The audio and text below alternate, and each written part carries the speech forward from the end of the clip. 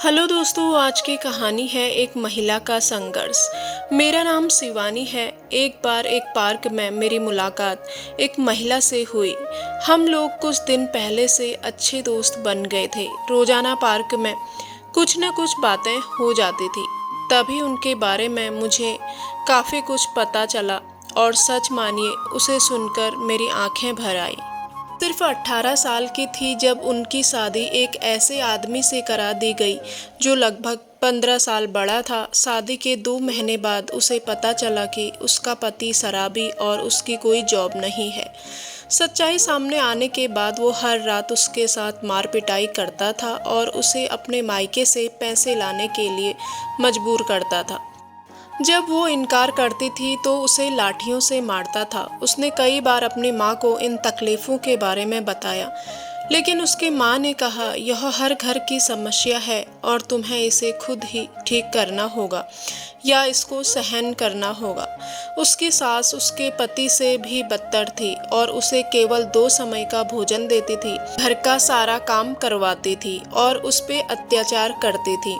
कुछ महीने बाद जब वह गर्भवती हो गई तो उसके परिवार वालों ने कहा कि अगर तुमने लड़की को जन्म दिया तो तुम्हें यह घर छोड़ना पड़ेगा।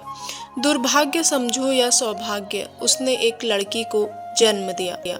वह दिन उसकी जिंदगी का सबसे बुरा दिन था और उन्होंने उसे बुरी तरह पीटा और घर छोड़ने के लिए मजबूर कर दिया। ऐसे में कोई क्या करेगा? उसने आत्महत्या के बारे में सोचा, जो कि अक्सर अपने अत्याचार होने पर हर कोई सोचता है, लेकिन उस बच्ची के चेहरे ने उसे रोक दिया। वह जानती थी कि अगर उसने आत्महत्या की तो उसकी बेटी का भी वही हाल होगा जो उसका हो रहा है।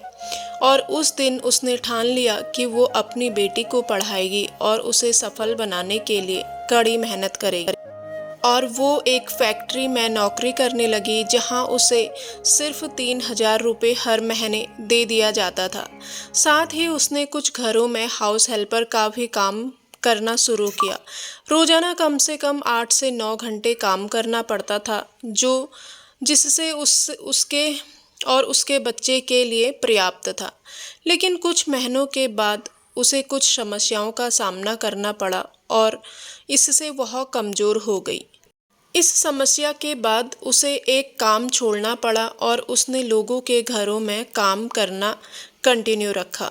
इस तरह उसने अपनी बेटी की शिक्षा का प्रबंधन किया और अपने बच्चों के जीवन को आसान बनाने के लिए कई काम किए। वह जानती है कि भगवान केवल उनकी मदद करते हैं जो कड़ी मेहनत करते हैं।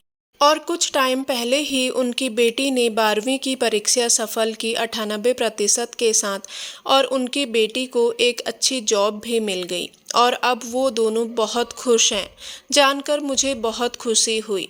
उसके पास अपनी बेटी के अलावा कुछ भी नहीं था और उसने अपने पति को छोड़ दिया और उसे कोई आइडिया नहीं था कि वह आगे क्या करेगी, लेकिन उसे खुद पर विश्वास था। दोस्तों, आजकल थोड़ी सी समस्या आई नहीं कि लोग हार मान लेते हैं, डिप्रेस्ड हो जाते हैं या अपने जीवन को ही समाप्त करने की सोचते हैं। हमें इस स्ट्रॉन्ग महिला के जीवन संघर्ष से प्रेरणा लेनी चाहिए और इस बात को स्वीकार करना चाहिए कि संघर्ष ही असली जीवन है।